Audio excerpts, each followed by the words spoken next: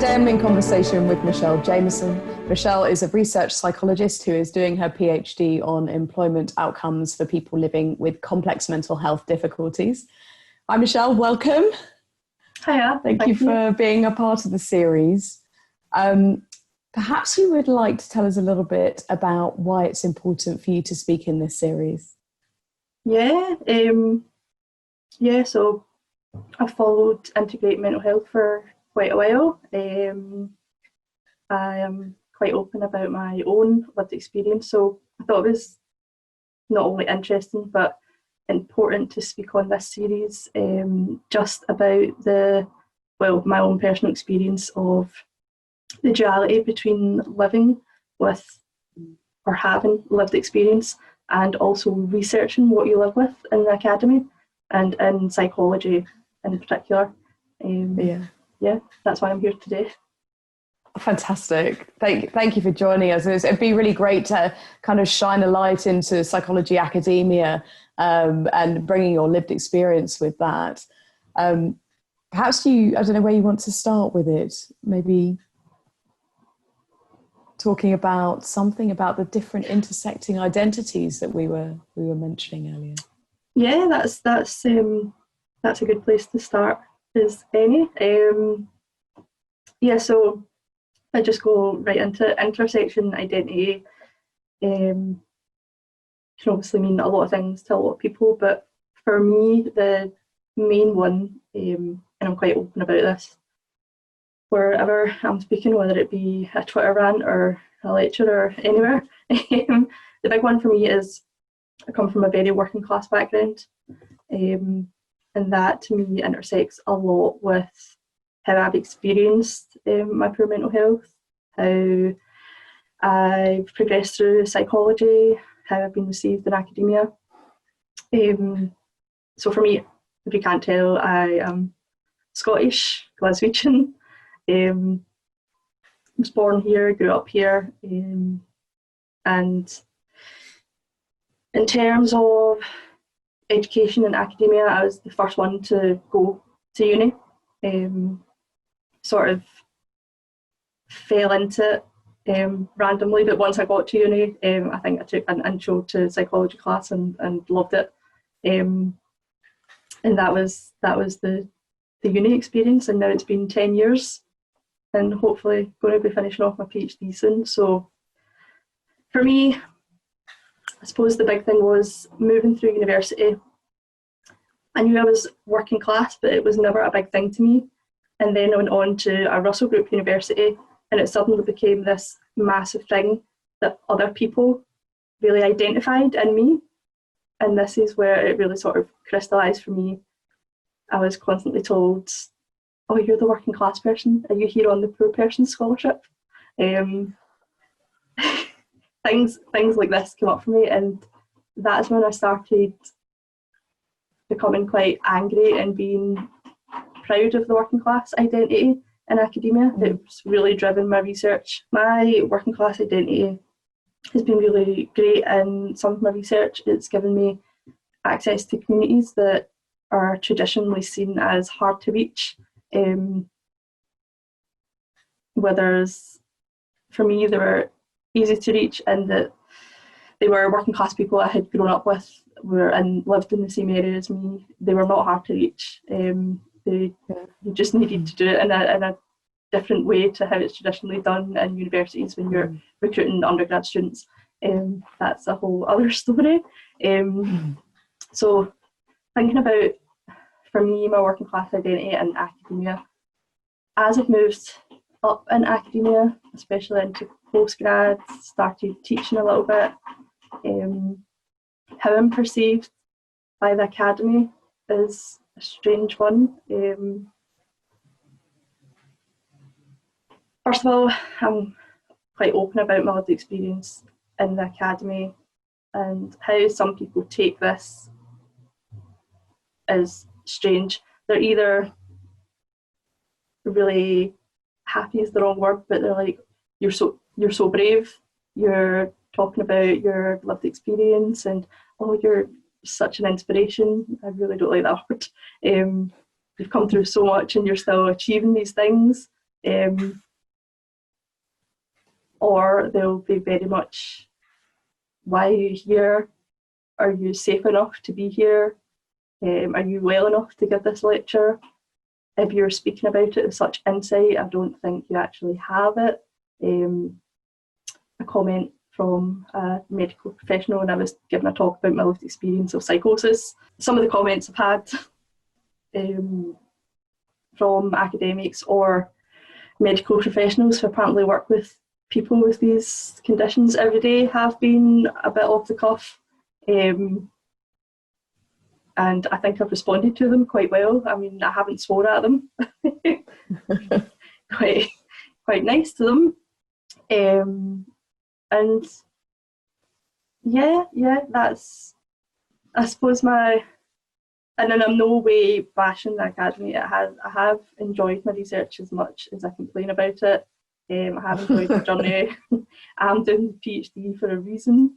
I believe it's important for more people with lived experience to research not just what they live with, but be in psychology, be in social sciences, be just in the academy, be in these spaces, and especially people from working class backgrounds. The academy especially, and I know psychology recently, have been paying a lot of lip service to increasing diversity, widening access, getting more people from marginalised groups and identities in.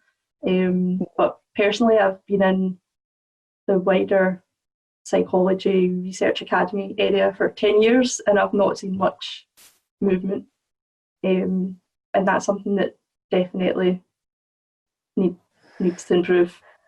Yeah, and it just doesn't seem to be happening.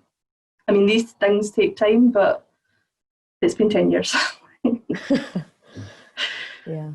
So and I suppose that leads me on to speak a bit more about the working class identity, just to finish up in academia. For me, an interesting one is I do identify very strongly with working class identity, and I'll go on to speak about that a bit more in terms of my actual lived experience and trying to access help. But for me, the big thing just now is, and especially in psychology, it's spoken quite a lot about, is class identity, i.e. because I am hopefully going to have a PhD soon, does that mean I am no longer working class and I'm now middle class? I've heard some people equate getting on to applied training doctorates like clinical and counselling by their very virtue. If you can, i.e. for counselling and psychology, afford the fees, for clinical psychology, afford the emotional and physical time and pressure to get that experience by virtue, does that make you middle class? And these class conversations are just, to me, really interesting, because personally, once I get that doctor title, I don't think it magically makes me middle class. Seems to erase something, is what it brings to my mind. And I think that how people approach that is something different to everybody. But I know for me, if I was just to be magically considered suddenly bumped up in some way, it would erase a lot of how I've dealt with my lived experience. And I do bring that when I teach,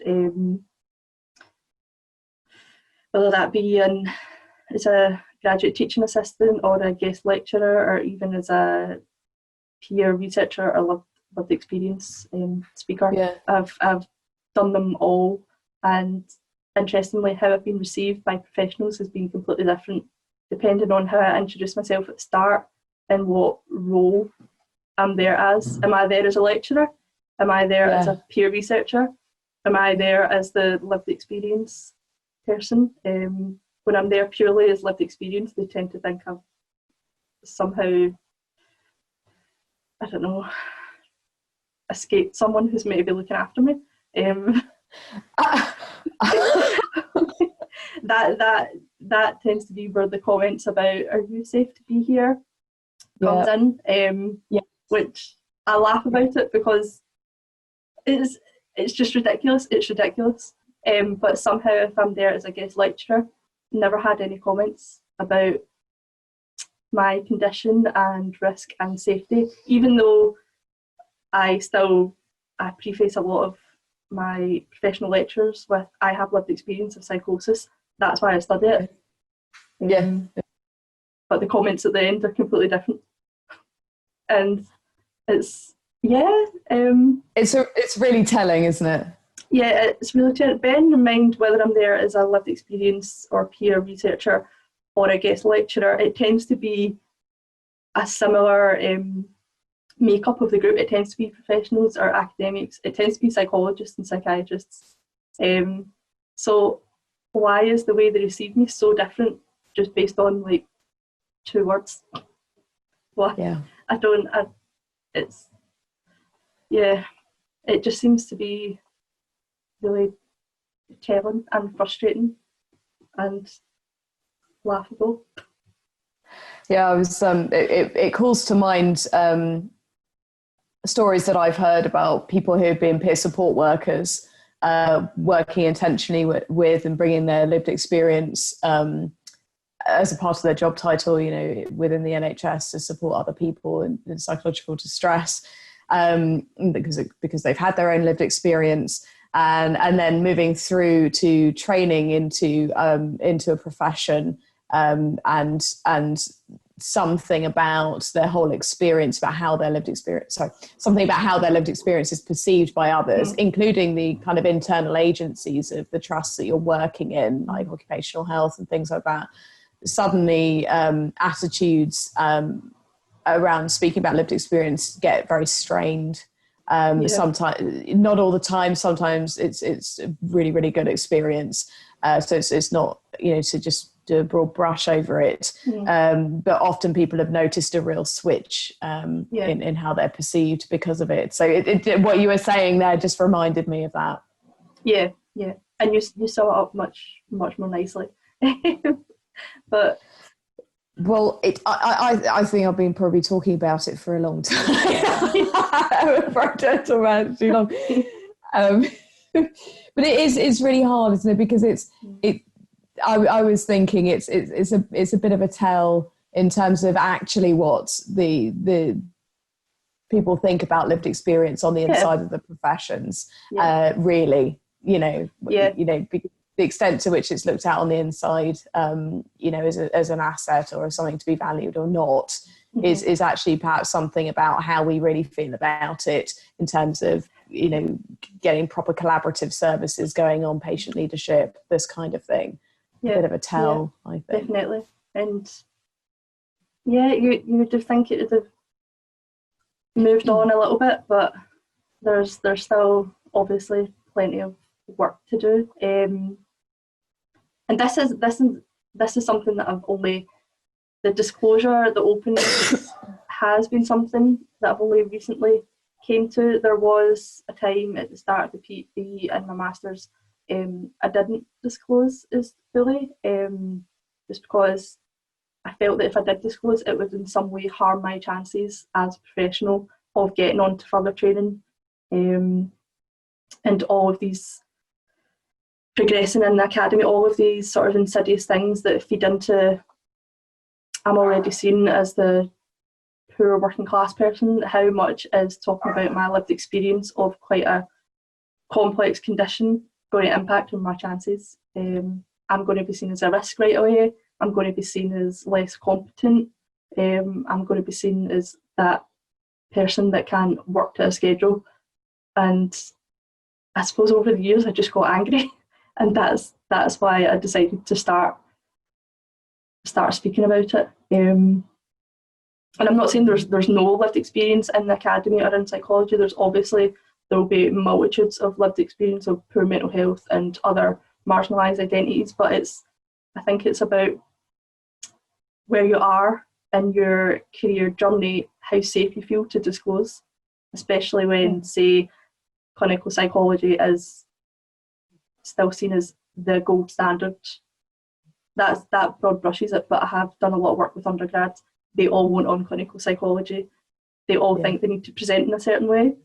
Yeah. And because I am quite open about my lived experience, and I have been through the clinical psychology interview mill a couple of times, I do get a lot of undergrads emailing me and asking, how much should I talk about my lived experience? Yeah, yeah. Will it harm my chances? Yeah, And absolutely. it's a hard one. It's hard. Yeah. What do you say? I usually preface it with how I answered the NHS board question. I always say the first couple of times I interviewed, I didn't mention lived experience. The last couple of times I interviewed, I've been very open. But I'm also very open online, and that information can be found. But I always preface it with, it might shock, especially the NHS board interview.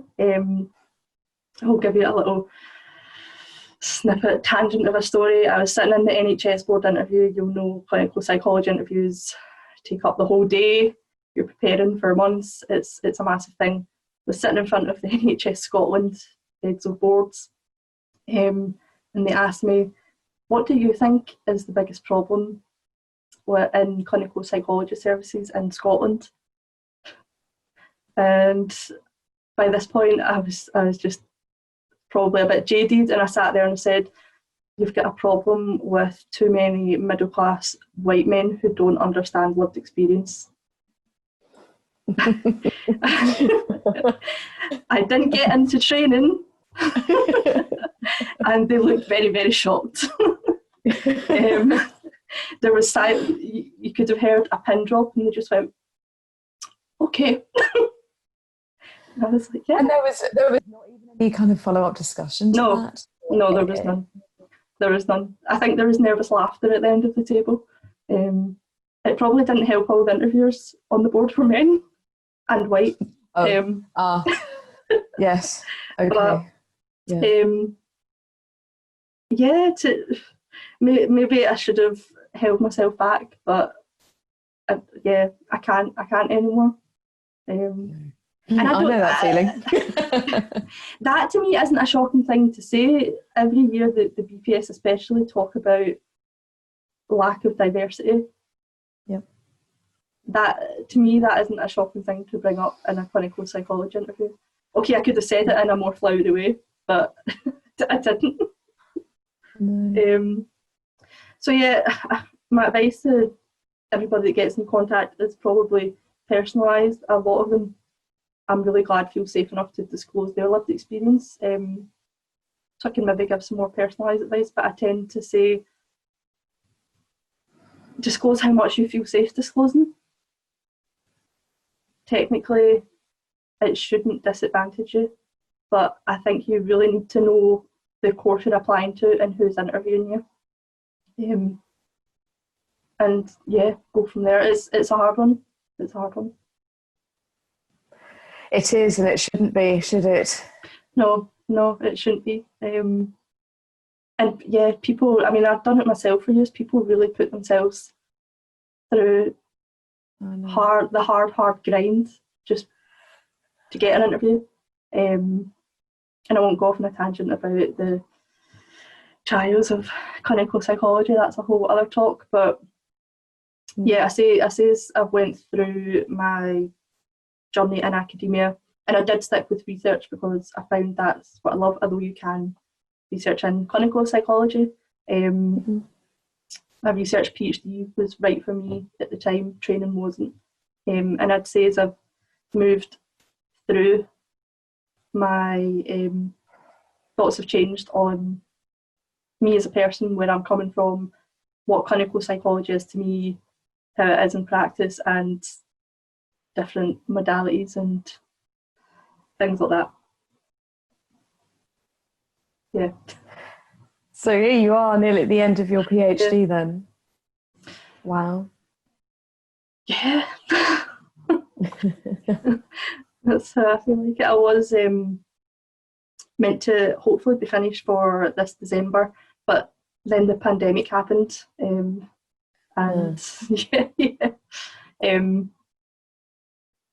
basically I got an extension into next year, just so I could get access to the data that I need. But yeah, the PhD, if you want me to speak a little bit about my experiences in that, although I've spoken about my wider experience in academia, and I suppose it links into the advice I give of people who want to continue their journey in psychology. My PhD isn't in the psychology department. The psychology department at my university is very cognitive and neuroscience based. So I actually ended up in the wider social sciences school. And before that, I actually done a research master's, which was kind of sociology based, which was really good. So I found, I think since 2017, it's really opened me up into less medical model understandings of distress, which I've found absolutely amazing for my progression in research as a psychologist, little p, not protected title. And just to preface that, it's been really nice to see, because before that I was focused on clinical, and not to say clinical that I'm generalising, but not to say clinical is purely medical model based. Heavy formulation, never have any interaction with clients. It's not that at all. I think some courses focus on it more than others. But for me, and this links into my own lived experience of psychosis, the medical model of understanding didn't do a lot to help me.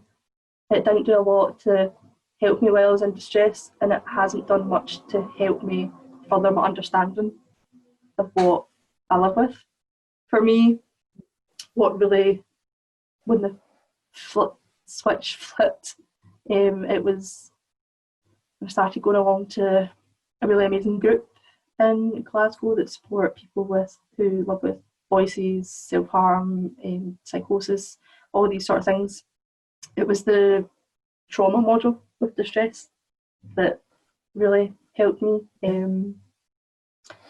I suppose that leads me on to speak a little bit about trying to access help, and coming from my background and everything else. So it took me a while to access help. I went through my what's termed as a first episode of psychosis. I was alone in the house.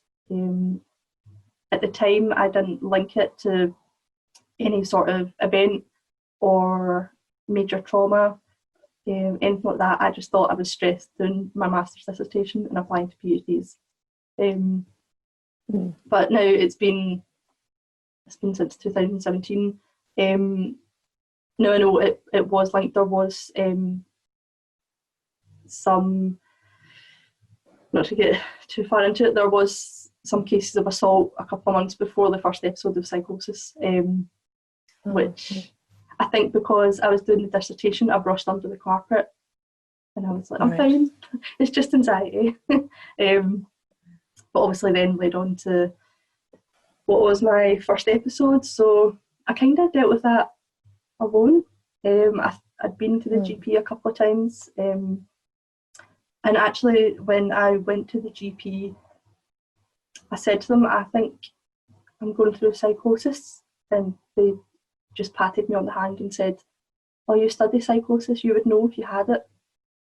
I said, yeah, that's why I'm telling you, I think I had it. And he said, and he just kind of went, oh, Michelle, you've had anxiety for so many years, you've been anxious since secondary school, and anyway you have insight, you can't have psychosis. And I went home, and that was the start of me thinking, I'm making this up, which very helpfully got integrated into the psychosis. So that was the start of, oh, you're in psychology, you should know how to help yourself, or you have insight, you don't have psychosis, or oh, you know what to do to keep yourself safe, or the major one, do you just think you have it because you study it? Oh, Christ. And these have been recurring themes to this day. Or something that I now mostly just laugh off because I'm in a good place mental health wise. I do have my coping strategies. It's something I still live with. I know for some people they can have an episode, never have one again. It can become what's termed as chronic. It can manifest in all different ways. For me, it comes and goes in severity. Luckily, not as severe as the first time, but I'm quite open that it is something I still live with. Yeah. And especially coming from my psychology training, and I would like to go on to applied training at some point in my career, I do still live with certain symptoms, i.e. voices, unusual beliefs. I hate the word delusions. I write about it quite a lot online. If anyone is interested.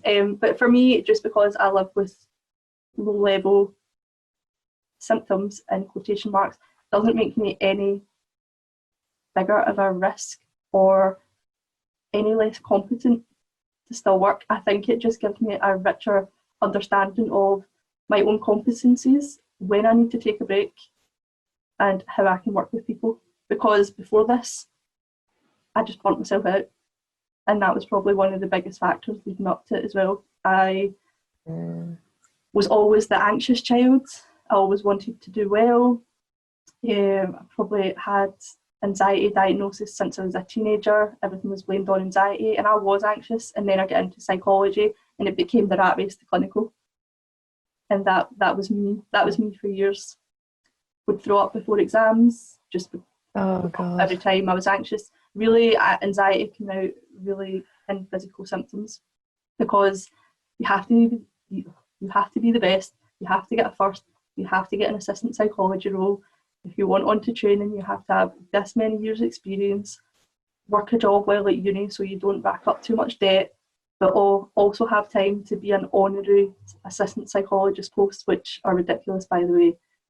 That's another talk. The whole you have to give up emotional and physical, and in some cases your cultural background and capital to fit into what are essentially extra pair of hands volunteer roles just to look good on an application. It's really damaging, and I'll not go off into a tangent about that. Well, it's also how much of that do you have to give up, even when you do enter the professional door as well. Yeah. I think something about those very same themes, it just echoes all the way through, and quite rightly people are standing up about that now. Definitely in all sorts of ways. So it's an absolute minefield. And to be fair, academia and research, there's a lot of talk nowadays of a lot of people are leaving academia because of the pressure put on you, the exact same pressure put on you when you're trying to get into training in psychology. It's the same across academia. I've seen it. So, but also, and I am in no way saying that trying to get onto clinical caused me to have some sort of breakdown. It was. No, it's bad, that didn't but come it wasn't across that. as what you were saying. And I'm in no way trying to put off people getting onto applied psychology training. I'm not one of those people that do that. I will support you to get on if that's what you want. So, I suppose that was to illustrate. I really, in Scottish terms, knocked my pan in to try and get there. That's so painful. There was no pan left. It was dented and done in, and that was me in 2017. And looking back, it's no surprise it culminated in the way it did. And then that obviously, like I've been speaking about, led on to other problems and the whole you should know how to fix yourself. Oh God. Or you have the famous one that I've been speaking about a lot, you have insight, has been used quite a few times to say you have insight, you're not in that much distress if you've got insight. You also have insight, so you can't have psychosis. You're not bad enough for services. Yes. But at the same time, the GPs are, well, they're overwhelmed anyway, never mind trying to deal with me when I'm maybe lacking insight, because I have been in front of medical professionals lacking insight, and yeah, it just led to a really confusing experience. And for quite a while, when I was quite not believing of the medical model, but I did end up seeing a psychiatrist. I was put on really heavy medication. I'm not anti-medication. It can help. For me, it didn't help. I just became really confused that I was taking all this medication and I still had voices. And the psychiatrist was saying these will take away your voices. But at the same time, the mental health professionals were also saying it's just anxiety, you don't have psychosis, but here's an antipsychotic for the voices you don't have. Which just compounded the confusion. And I've actually, hopefully we'll have a journal article about what's termed as pseudo hallucinations, which is a term used sometimes for people in services in psychiatry and mental health, nursing. Pseudo, and it was said to me as well, pseudo hallucinations is just a fancy way of saying you're imagining it. And it's always confused me, because even if I'm imagining it or not, I'm still experiencing it. So they're still real to me. Yes. And it's just this whole mess of a thing. So that was unfortunately my experiences of secondary mental health care. Very confusing. And it got to the point where I would go along to appointments and just not tell them things, because on one hand, when I was telling them things, actually, in a really, really bad case, they actually told me I was doing it to manipulate them. And after that, I just stopped disclosing things. And on the other hand, I was also trying to protect my professional standing. A couple of times the mental health team had kind of, I hate to use the word threatened, but they were like, oh, we'll tell your university your diagnosis. At this point, I hadn't told the university any sort of diagnostic label.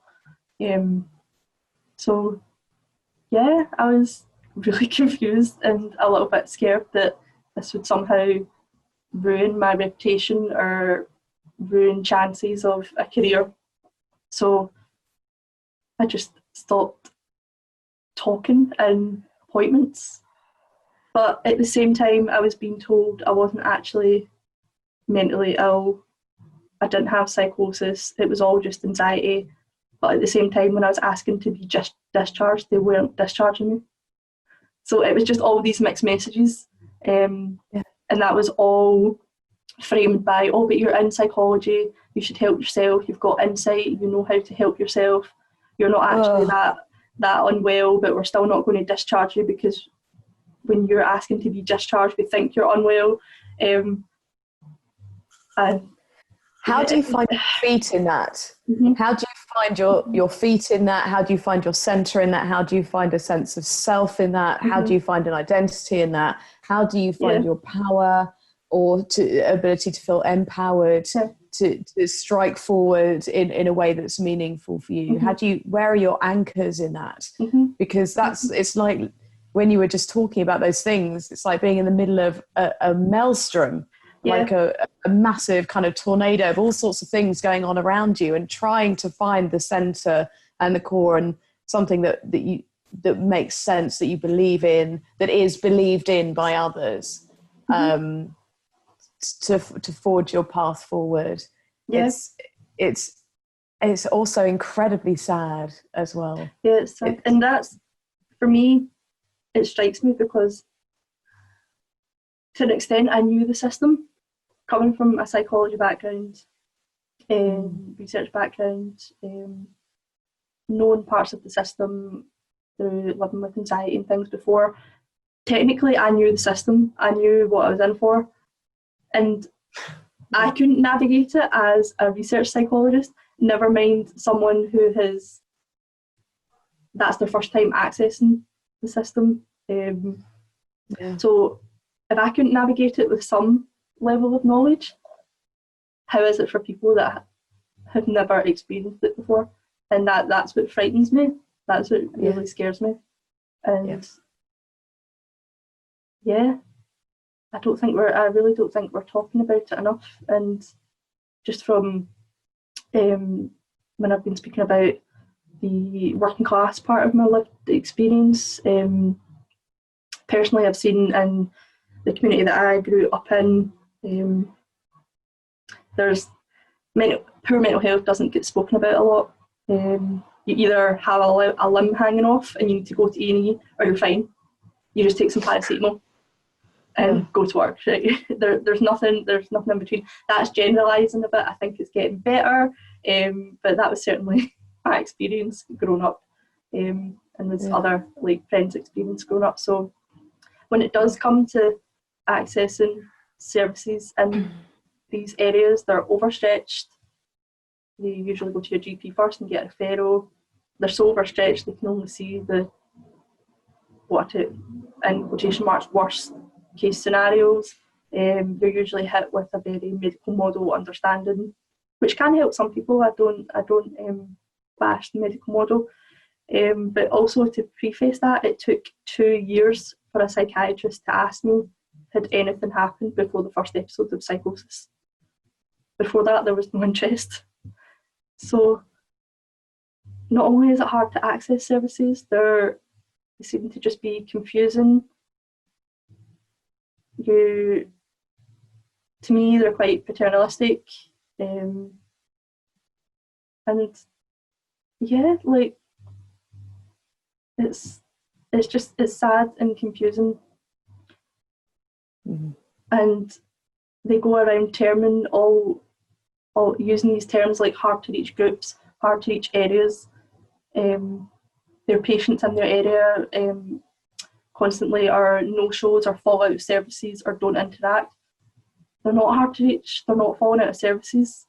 They've literally probably waited years or 6 months to a year to even get a referral. Maybe need to get 2 or 3 buses to see the psychiatrist. Buses are expensive, especially if you're on universal credit or all these things. And then they're walking into a room with what is usually quite and I'm using class terms.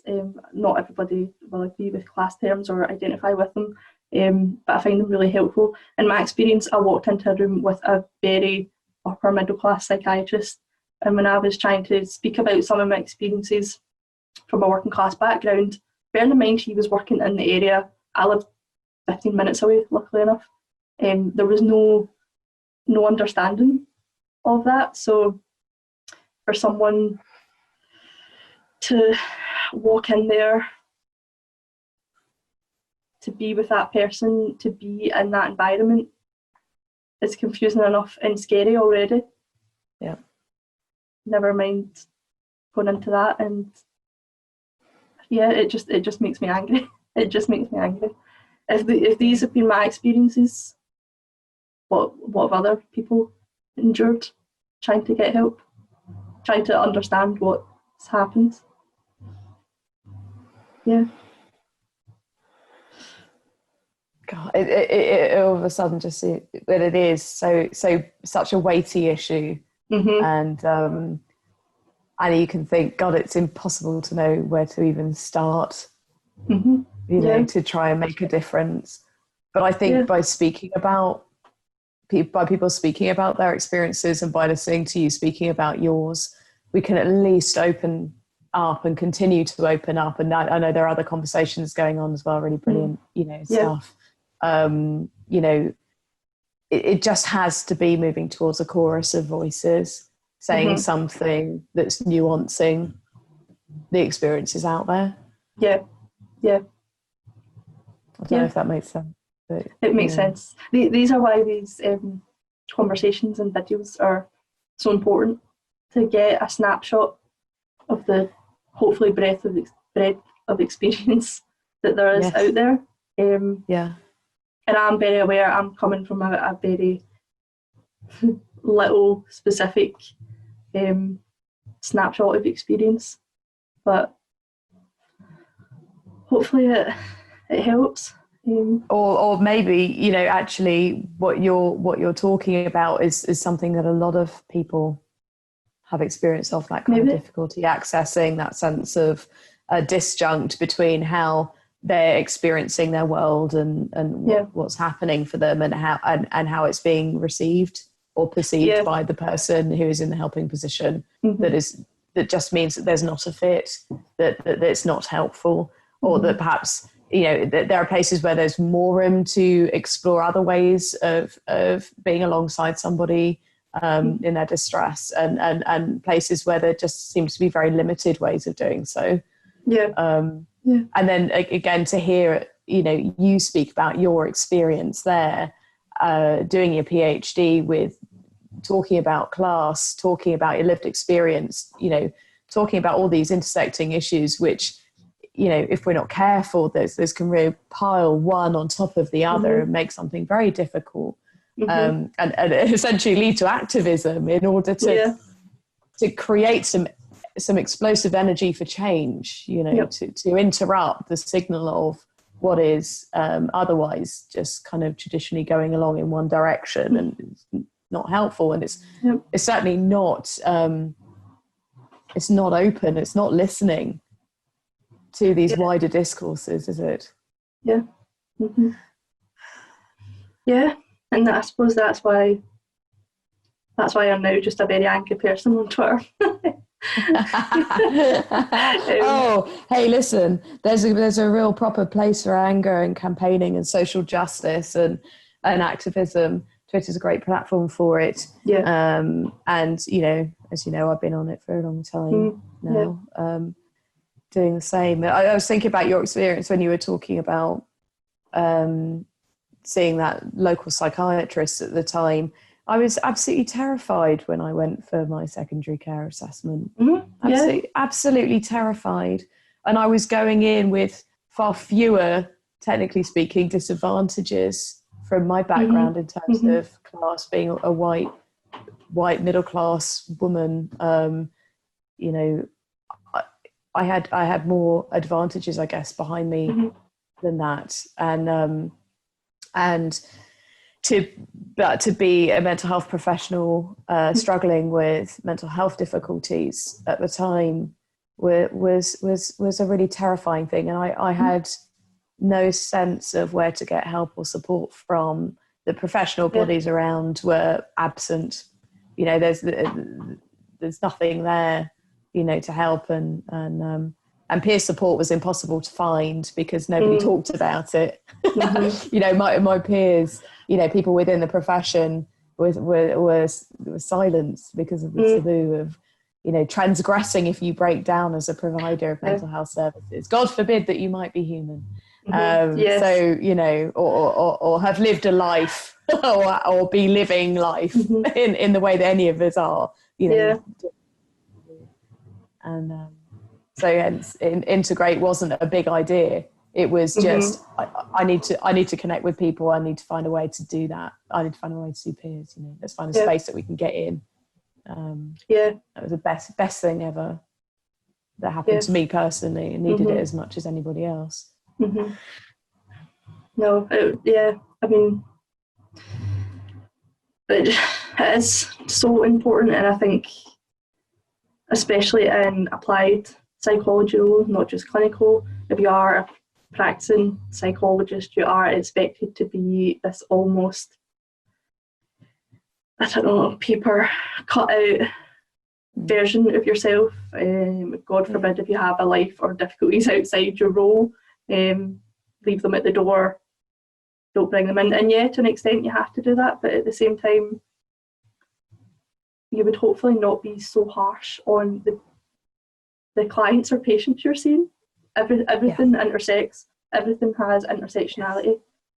And you would think as psychologists we would understand this in a working role, but there just seems to be a bit of still a disconnect on how we should practice as psychologists. We can reflect on it, but we can't really embody it. And yeah, just even a small aside on the reflection issue in psychology and social sciences for any sort of applied practitioner has been a big one for me. I reflected quite a lot in previous research on the psychosis experience because I was finishing up a dissertation at the time. Before I went into psychology, I'd done nursing for a couple of years and then left for psychology. That's another story. So the reflection tools we were given as practitioners, yeah, you're reflecting, but you're still doing it there's still a line between you and the reflection. Think you like the Gibbs model, or if you're reflecting on a particularly hard event with a patient or client, there's still that professional line, and that annoys me, because to me that's not true reflection.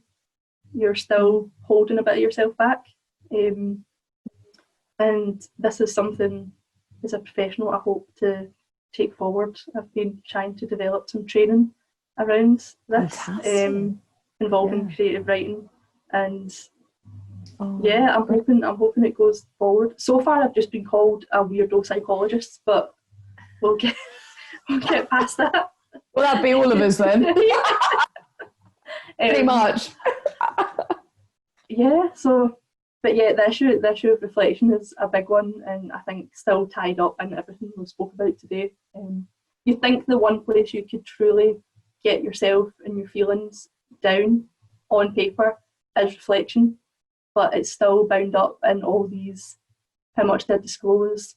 There still needs to be professional boundaries. I still need to show that I'm in control. It's professional. There's all the mess of power imbalance. We could speak about this for days.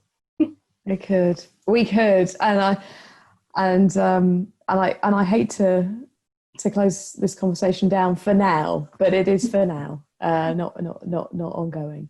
And just to say thank you so much for everything that you've brought in this talk, and everything that people will be listening to. And I really, really hope that there are people out there, if they're considering a career within psychology somewhere, academia, or applied psychology, or whatever it is, that they can really find something to warm to here, that they can really find a narrative to step alongside that empowers them and helps them feel, I can, and not that I have to leave parts of the door, and to help challenge. Because it's needed. But thanks for having me today. Thanks for reining in the absolute pleasure. Absolute pleasure. Tangents. We will speak again.